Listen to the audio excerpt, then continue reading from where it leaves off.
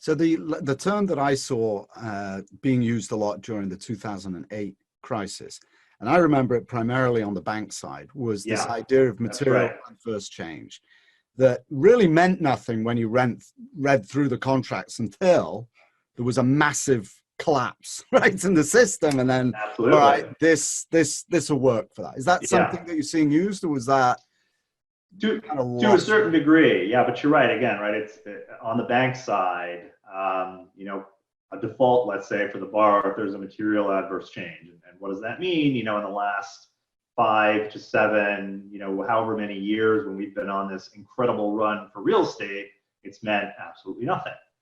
But again, as you said, in 2008 and probably now, there's certainly changes that are material and adverse, you know, and they're often in the bank's favor or in the landlord's favor.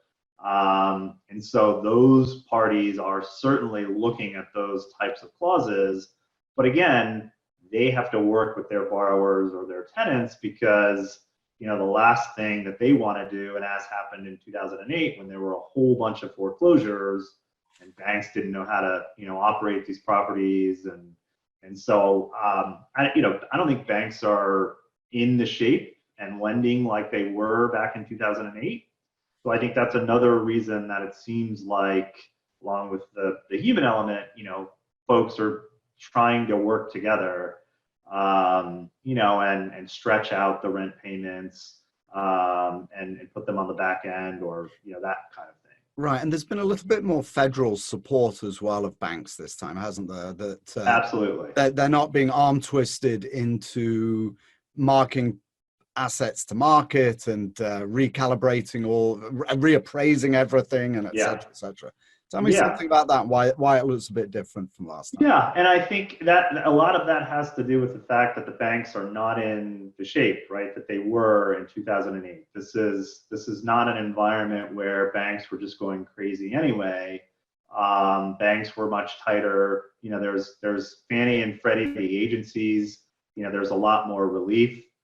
There are some, you know, we have some deals where debt funds, you know, that are not bank specific. They have had difficulties, you know, they've run out of money or have a moratorium, especially until April 1st, right, when we start seeing what's happening. But I think the banks generally have been in better shape. They are looking to the federal government to have, you know, the support if they in turn are supportive of their tenants. So it doesn't seem like, at least from that aspect, we're in the same kind of situation as 2008.